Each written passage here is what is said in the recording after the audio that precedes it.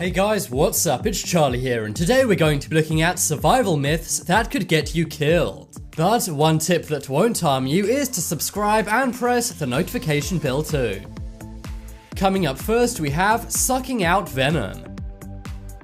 We've all seen it in movies. Somebody gets bitten by a rattlesnake out in the desert. They think they're done for, but then their heroic friend steps in. Their friend grabs their arm or leg and sucks the poison out. Well, it may look cool in the Hollywood blockbusters, but this is one big fat lie. That's right, cutting and sucking out snakebite venom will not work in real life. All this does is put saliva into the opened wound. This could actually make things worse if the venom is non-fatal. Instead, it could simply lead to an infection on the person who's been bitten. And a lot of the time, infected bites are actually what takes people out, not the bites themselves. Not only that, it could also harm the person who's trying to suck the venom out. That's because it would simply spread into that person's mouth. This will mean they're ingesting the poisonous venom themselves. So what should you actually do if your pal gets bitten by a snake? Well, instead you should try and put pressure on the snake bite. This will prevent the bite from getting infected, and hopefully stop the venom from spreading too much into the person's bloodstream. After that, there's not much else you can do except for try and find a doctor. Remember, try not to panic, as not all snake bites are venomous. But if you know that one is, then your best bet is to simply find a doctor.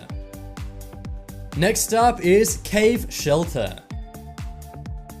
Let's say you're stuck in the woods. The number one priority you probably look for is warmth, and that's a good thing. In TV shows, people often try and find a secluded cave and then light a fire. You may think that if you can get a good fire going in a cave, you can live there for quite some time and survive. Well, that is not the case at all. Instead, you should do one or the other. Either go into a cave for warmth or make a fire for warmth, not both. That's because lighting a fire in a cave can be very dangerous. And I'm not even talking about the fire part. Instead, it's the heat part of the fire which is dangerous in a cave. Heat from a fire makes rocks expand, and expanding rocks then break. These broken rocks will often crush and trap people inside the caves. So either have a fire outside or go into a cave for warmth. Don't do both. Hundreds of people in the USA alone make this mistake every year. Some of them aren't even lost, they just think it will be cool or romantic to have a fire in a cave. But the reality is it will simply make rocks expand and trap you in there. Next up is playing dead. We all know the very common tip about what to do when you encounter a bear in the wild. Many nature shows, your parents, and even teachers at school may have told you to play dead if you encounter a bear. But this is an epic misconception. What you should actually do if you encounter a threatening bear is back away. That is, if it's a brown or grizzly bear. If that's the case, they're likely trying to get you away from their children. So in that case, do what they want you to do and back away. But if it's a black bear, then things are a different matter. If you encounter a black bear, then they're often very aggressive. In that case, you may well have to fight for your life. So if you go out into a wood known to have black bears, bring some bear spray just in case. Next up is eating snow. Imagine you're lost out in a snowy terrain. You may be feeling really thirsty, and it's essential you keep your fluids up. You may think you don't need to worry about getting dehydrated in a snowy environment, but that is not the case. Eating snow for water is actually a terrible idea. The reason why is because snow is freezing cold. This can bring your core temperature down to dangerous levels. What you should actually do is try and boil this water first. If you can try and make a fire, then get some snow and boil it in a pan. This will make it normal water and mean your body temperature doesn't go down to a seriously low level. Or if you can't boil it, try and keep it in a container and sit on it to make it hot. It may sound silly, but it's better than eating snow. Next up is eat what animals eat. If you're stuck in the wilderness, you're likely going to get pretty hungry. So everyone knows you need to forage for food. But what foods are dangerous for you to eat and which foods are safe? Unless you're a survival expert, you likely don't know every single berry which is poisonous and every single one which is safe. Well, you may have heard the famous rule, eat anything animals eat. You may assume that what's good for birds and squirrels and bears is good for us too, right? Well, unfortunately for us, that's not the case. There are many things that birds and squirrels eat which we would find toxic. Certain types of nuts, mushrooms, berries, and other things we find poisonous. But they're totally fine for squirrels and birds. So if you see an animal eating something, don't automatically assume it's safe.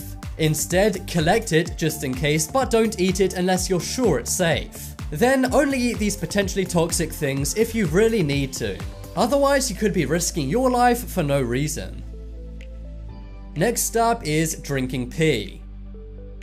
Yeah, now it's time for the survival myth we've all seen on TV. Bear Grylls got famous for pointing out that drinking pee can keep you hydrated. But that is not always true. Drinking urine to stay hydrated only works if you actually have enough water in your system. Remember, your pee is not a bunch of fresh water. Instead, it's just recycled bodily waste. And even pee which is healthy is not necessarily recycled water. A lot of it is the things which are not good in your body, which it's trying to get out. Most of the time, pee carries no rehydration value, and instead it will have the opposite effect, making you dehydrated. Not only that, pee is very hard to keep down and could make you vomit. This will mean you'll have even less water and food in your system, which is not a good thing. So instead, try and find a nearby lake or river. Or if you're in a snowy environment, do what I suggested before and boil snow.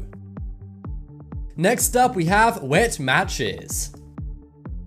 Of course, one of the most essential things you need when surviving out in the wild is matches. They can be great in order to make an SOS smoke signal, or if you need to cook up some food or snow using a fire. Now, it's a common survival myth that wet matches will work when you dry them again, but that's actually not the case at all. Moisture changes the chemical balance in the match heads. This makes it impossible to light even if you make them dry again. So make sure you keep your matches out of the water, preferably in a waterproof container. Alternatively, before you go into the wild, coat your matches in nail polish. Nail polish will actually waterproof your matches. This will mean that even if they do get wet, then the nail polish will protect the chemicals in the match head.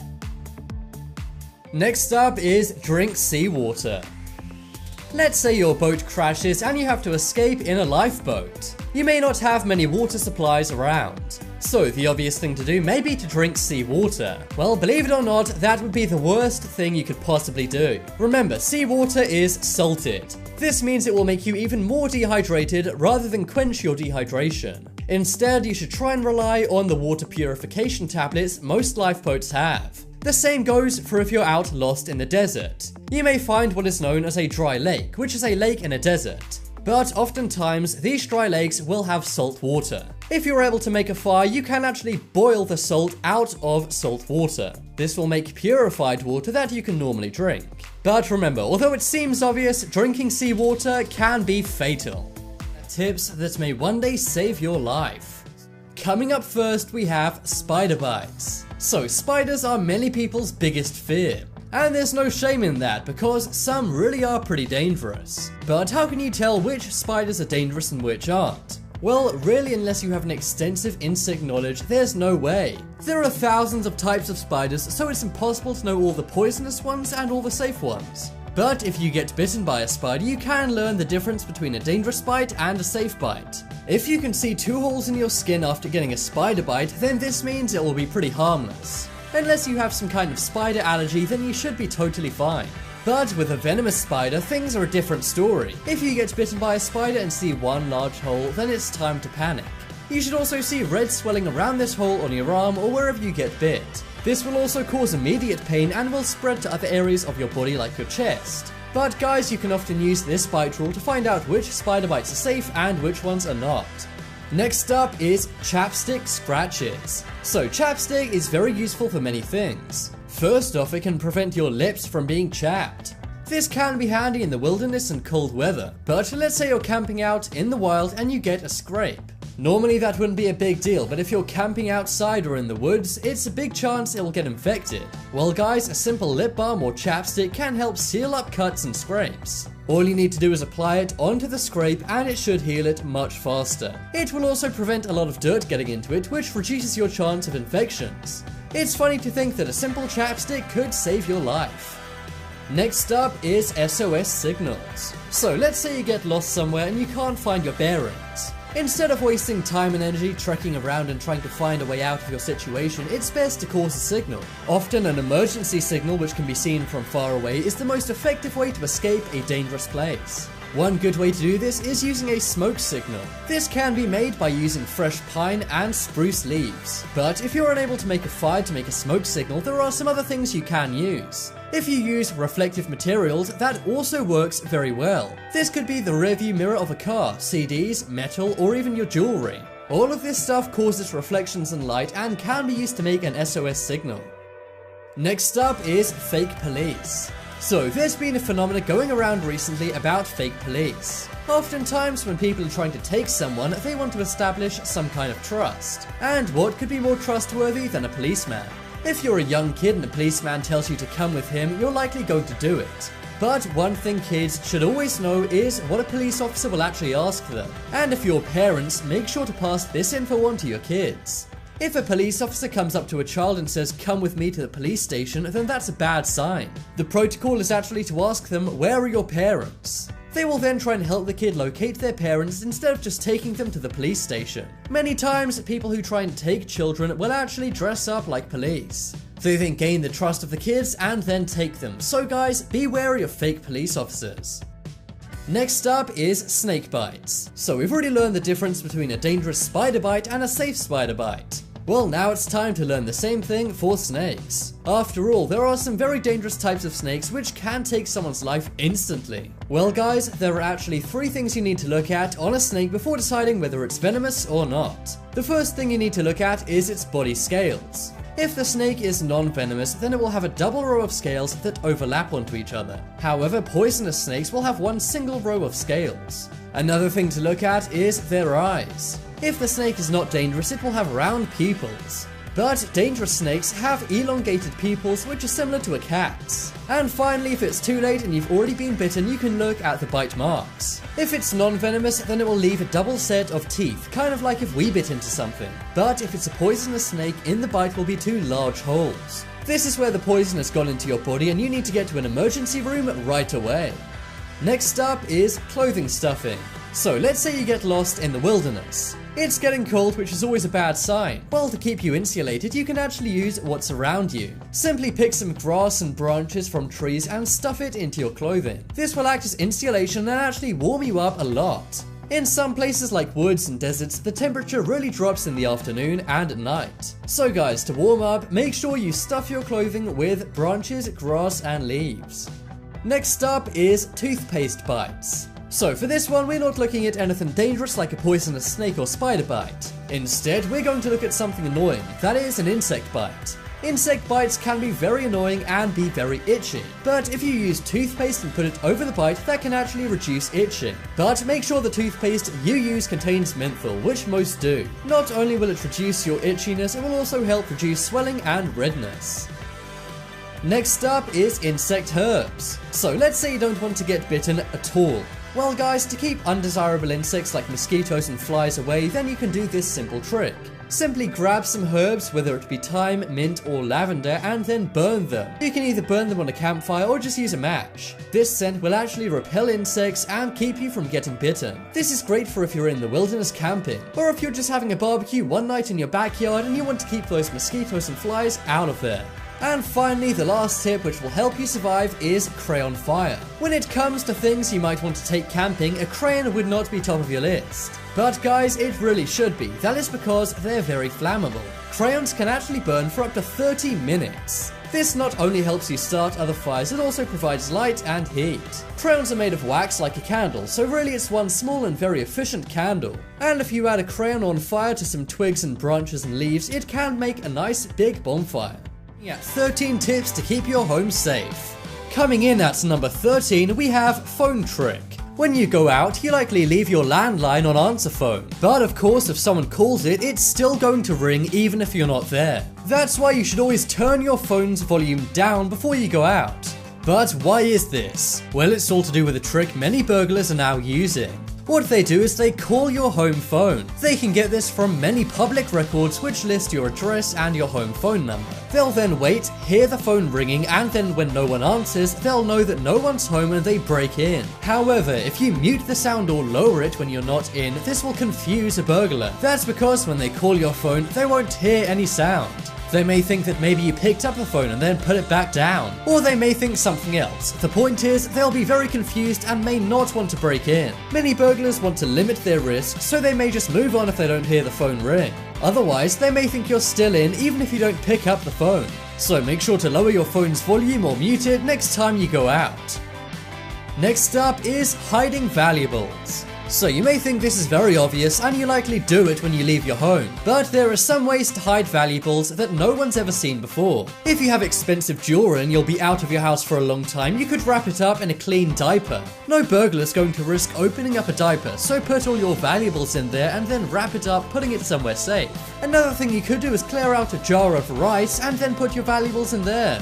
Burglars won't search through all your food jars, so this way you'll keep your valuables safe. And another thing you could do is make a hole in a bar of soap or a sponge and then put your money and valuables inside it. Burglars are trying to get in and out of your house as quick as possible. And they're also trying to not leave lots of fingerprints everywhere, so this is a great way to hide valuables without them getting to them. And if you didn't want to do those super sneaky things, you could just do the basic things such as not leaving out watches and jewelry on your countertops. Just doing something simple like putting it in a drawer or under your bed could be the difference between it being stolen and not stolen. Next up is property care. Do you take care of your property and its surroundings? If you do, then that's good. But if you don't, you should really consider it, as people may think you don't live there. If you're a homeowner, the worst thing you could do is let a burglar think no one's around. If a burglar thinks no one lives in the house, they may break in to see what they can salvage. Doing something simple like raking up leaves in the autumn shows someone's home. If you mow the lawn in the summer, this also shows you're very attentive and you're at home. And if you clear out snow in the winter, this also means that you're home and burglars will know it. If a house looks very derelict and the lawn's grown a lot, then this means burglars may think you're on vacation or the home's been abandoned. They'll then either come in to take your valuables, or if they think the home's abandoned, come in to salvage it. Also, if people think your home's abandoned, they may try and squat there, thinking no one else lives there. So take care of your property and its surroundings, not only to make your neighborhood look nice, but also to stop burglars. Next up is expensive boxes. Sometimes we like to treat ourselves and buy something expensive. Maybe it's a new iPhone, or perhaps a new TV. Well, while that is all very exciting, one thing we cannot forget about is the boxes. Most people either throw their boxes away or put them in the recycling. But make sure you're not obvious about disposing of your expensive boxes. For example, if you've just bought a TV, don't put the TV box obviously out for the trash man to collect. Instead, try and turn the box inside out or cut it up into small pieces and put it in a bag. Otherwise, people will know that you have very expensive items in your home which are brand new. Putting out the boxes for new things you've just bought is like showing the world exactly what you own. That's never a good idea and can inspire some criminals to break in. Did you know that 40% of all burglaries are impulsive? That means the person did not plan it and they simply walked past and saw the opportunity. So guys, make sure you keep your boxes of expensive products you've bought out of sight. Next up is saying goodbye. If you were the last person to leave your house and you shout goodbye, you're probably going to look pretty crazy. But not after I explain why you should do this. Imagine you're leaving home for a while and then out on the street you see some strange people. Maybe you don't want these people to break into your house as they could be waiting to see when you leave. Well, all you need to do is act like there's someone else in the house you're saying goodbye to. Before you shut and lock your door, simply shout, "Goodbye, see you later." The people will then assume that someone else is in the house as you've just said goodbye to them. You can even turn around and wave at your home as if someone was looking out the window at you. Anyone outside your house will then assume someone else is in the house and you've just said goodbye to them. And of course, they're not going to break into a house while there's someone else inside. So this one quirky tip could be the difference between you getting burgled and not burgled. Next up is signage. If you walk past a classy building like a jewelry store, there'll be many security signs up. Well, they don't do that for no reason. What they're doing is using thieves' fears against them. A simple sign saying you're protected could make thieves not want to target your house. You could put up a sign saying that you're covered by a security firm, or maybe put up a sign saying, "Warning, dangerous dog inside." Even if you don't actually have a dog, the burglar won't want to risk going in. Burglars want the minimum amount of stress, so if there's a scary dog behind the door, or at least they think so, they won't target you. Just one simple sign will make burglars think twice before burgling you. Next up is window foliage. Here's something to think about with your own home. Think of your ground floor windows. Is there anything underneath them? If there's nothing underneath them, then this could mean your house is not safe. Many burglars use windows to break into a house. They'll either use a crowbar to break into them or they'll smash the glass. But if there's something underneath your window, then this will make burglars think twice before breaking in. This could be something as simple as a rose bush in the way of the window. This way they can't stand underneath it and see what's going on inside. And they also won't be able to climb in through that window as there's something in the way. So make sure you add some foliage in front of your windows to protect your home. Next up is fake cameras. So many people have security cameras outside their homes. This can be good, but the one downside to this is that it costs a lot of money. Not only do you have to have the surveillance system installed, you also need a bunch of cameras. This can sometimes cost hundreds or even thousands of dollars. But if you're on a budget and still want to protect your home, don't worry, you can. For around $20, you can get yourself a fake security camera. Thieves won't know the difference and it looks super realistic. Of course, this won't be able to catch anyone's face if they do break in. But most of the time, a thief seeing a security camera means they won't want to break in. Seeing as the main way burglars get caught is by security cameras, this means many of them don't target houses that have them. So if you're on a budget, put up a fake security camera and a security camera sign and prepare to never be burgled. Next up is curtains. This is a super simple thing to do before you leave your house each day. If you're not going to be at home for a few days, or if you go out to work one day, make sure your curtains are open. Burglars often drive around roads making notes on houses every day. And if you've had your curtains closed for a few days in a row, that means nobody's home. Most people don't live in the dark without any curtains open, so make sure before you leave your home you open up all the curtains. This gives the illusion that you're home and can be great if you're going on a trip for a few days and no one will be in. Next up is fake burglar alarm. So we've already covered fake security cameras. Of course, the number one way according to the police to prevent burglaries is to get a burglar alarm. But sometimes these can cost a lot of money. They cost money to install and then you need to pay a company to maintain it every year. Not everyone has that money, but what everyone does have money for is a fake burglar alarm. This is a box you attach to the outside of your house that looks exactly like a burglar alarm. Now, really it's just a box, but burglars will just assume it's real and they won't want to risk breaking in. You should only do this if you're on a budget and can't afford an actual burglar alarm, but it's much better to have a fake alarm instead of no alarm. And it also doesn't hurt to put up a few signs and stickers saying that you have a burglar alarm. Next up is phone scams. This is yet another phone scam burglars are using that you need to be wary of. If you get a call on your cell phone and a question comes up saying, "Are you at home right now?" then do not answer it. You may think it's just part of their survey to know whether you can sit down and answer their questions. But it could actually be a front for a burglar trying to see if you're at home or not. Some people will even call up for a survey saying how many people live with you. But it's not really a survey, it's actually to see how many people live with you at home to know when everyone's out. This is a very modern method thieves use to break into homes nowadays. Instances of this have happened in the USA, the UK, Canada, and Russia, so be careful. It's much better to say now's not a good time and then hang up the phone if you're suspicious. And finally on the list of ways to protect your home, we have window protection. We've already covered how you should put a bush or some foliage underneath your windows. But another good thing you can do is buy window grills. This will prevent anyone from smashing your windows or breaking into it. However, many people make a mistake when buying window grills and buy ones like this. Instead, you should buy ones with a lock so that you can open them up in the event you need an escape route. Let's say your house catches on fire and you need to escape using the window. It's much better if you can actually unlock it instead of being trapped inside your home. So for ultimate safety and home protection, buy one with a lock. So guys, that was the ultimate guide to protect your home from burglars. 8 dangerous apps you need to delete now. Coming up first, we have weather apps.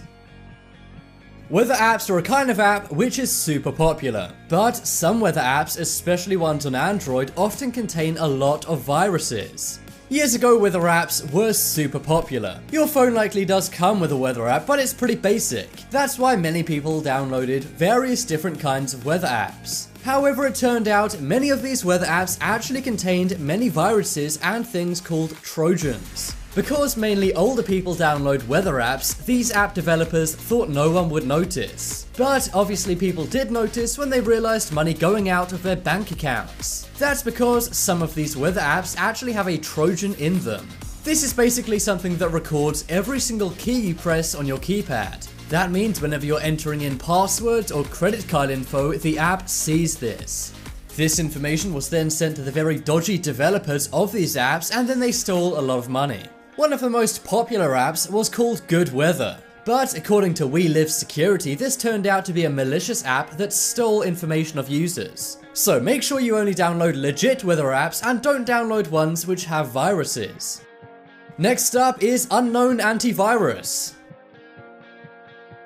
So with all these apps out there that can give you a virus, many people download antivirus apps onto their cell phones. But ironically, a lot of the time, these antiviruses contain viruses. Now, there are some antivirus apps out there which are totally fine, but you need to make sure before you download an antivirus app, it's from a known developer. Be sure to look into the developer, and if it's something legit like Norton, then you should download it. But if you've never heard of the developer or they seem suspicious, then avoid that app at all costs. Some antivirus apps even contain adverts. That doesn't necessarily mean they'll give you a virus, but most people don't want unnecessary ads all over their phones. The reason why there's so many fake antivirus apps is because developers realize it's easier to make an antivirus app than a virus app. Antivirus apps need access to all documents so they can scan through for any viruses. But of course, these fake antivirus apps use it for things like stealing your passwords and personal data.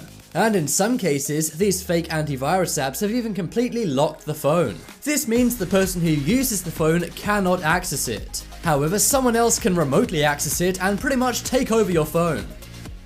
Next up is apps for increasing RAM. For anyone who doesn't know what RAM is, it means random access memory. This is how much space you have in your phone for files and other things. For example, you may have bought your phone with 12 GB of RAM. This means you can store 12 GB worth of photos, apps, music, and documents. Well, I'm sure we've all got that message on our phones before saying you're almost all out of storage. That's why many people, instead of buying a new phone or more RAM, which can be expensive, download a free RAM increasing app. But be warned, there is no way an app can increase RAM on your phone. RAM is a piece of hardware and it can't be downloaded. It's actually a physical thing you need to put into your phone. The apps that claim to give you more RAM are usually just RAM optimizers. This means they just clear your temporary files, which you can just do anyway on your phone settings. Sometimes these RAM increasing apps actually cost money, which is a total rip-off. And sometimes the free ones can actually collect your data, which is never a good thing. Also, because it needs to delete your temporary files, it can look through all of your documents and easily seize your data. So be warned when it comes to downloading apps which claim to give you more free RAM. Next up we have lie detectors. It kind of goes without saying that lie detector apps are just a load of rubbish.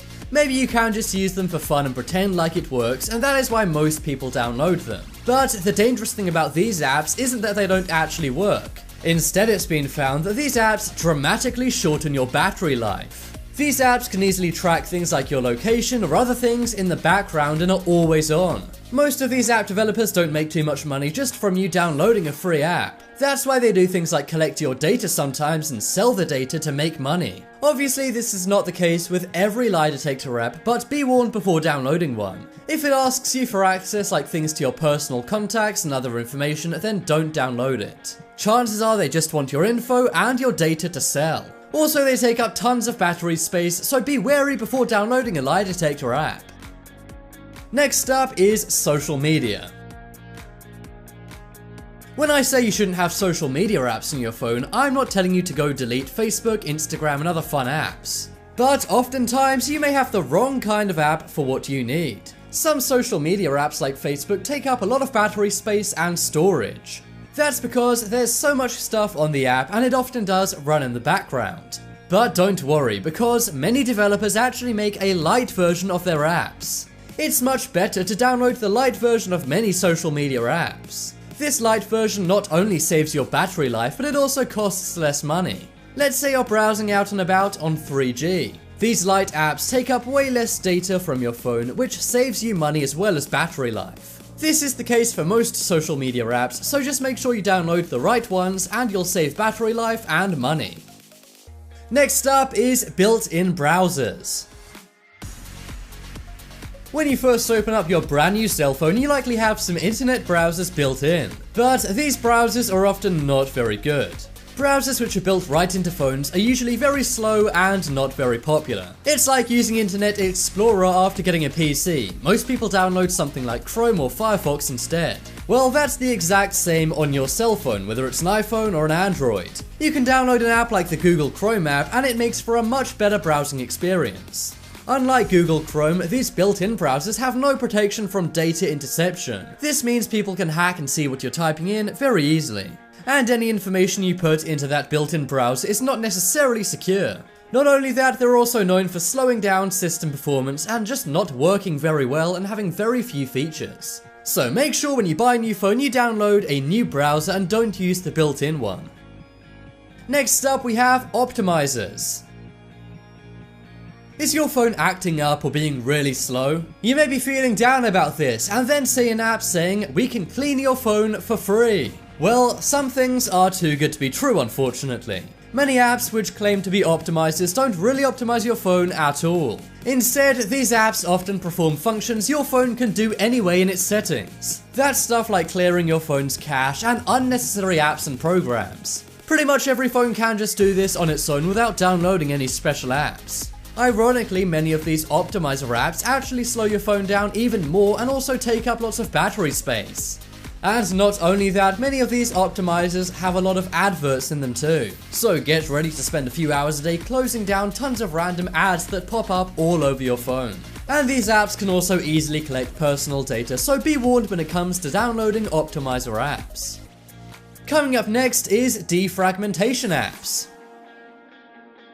You may be wondering, what is a defragmentation app? Well, defragmentation is the process of arranging files into fragments. For example, you could fit many files into one fragment, which frees up a lot of space on your phone. For example, you could put a lot of files in one fragment, which frees up a lot of space on your computer. But be warned, this only works on computers and does not work on phones. Cell phones don't have hard drives for these apps to defragment. Most phones already have this function anyway, so you really don't need it. These phones don't save you any storage space like they claim, and may even collect your personal data. These apps are very popular as people think they work the same way they do on computers. But really, these apps are usually just lying to you despite their good reviews they may have.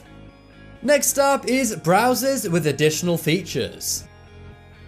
I've already told you that it's best to download a different browser instead of using your phone's built-in one. But when it comes to getting a browser, make sure you use one which is legit, like Opera, Google Chrome, or Firefox. Downloading a dodgy one which has additional features like watching movies or streaming music isn't usually a good idea.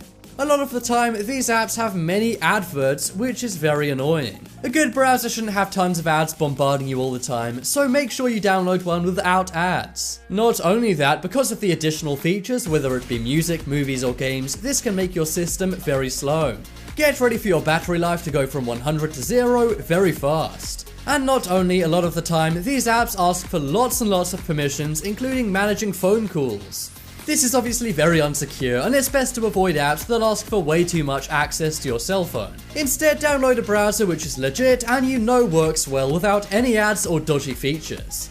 But as always, thank you for watching. Check out some more videos on screen right now, leave a like if you enjoyed, and if you haven't already, what are you waiting for? Subscribe to Top 10s.